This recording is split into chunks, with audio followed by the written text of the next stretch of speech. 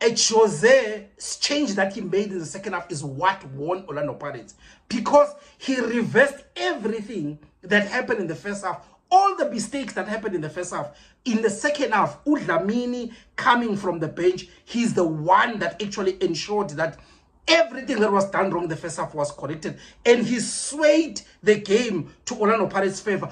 Orlando Pirates wanted to control the midfield, take it back, you know, from Kaizer Chiefs. They wanted to release Urele from the central corridor, move him to his preferred position to start from the side. They wanted to use uDlamini's intelligence to find a space in the pockets where Orlando Pirates like to play. They always wanted to ensure that they stretch the Kaizer Chiefs, because Kaizer Chiefs were playing compact and narrow, and they wanted to put all the wingers. Look at how Nkota was out wide, Urele was out wide, because they wanted to stretch the Chiefs, because they were so narrow, compact in the first half, and not allowing Orlando Pirates to attack through the middle. And uDlamini was key into ensuring that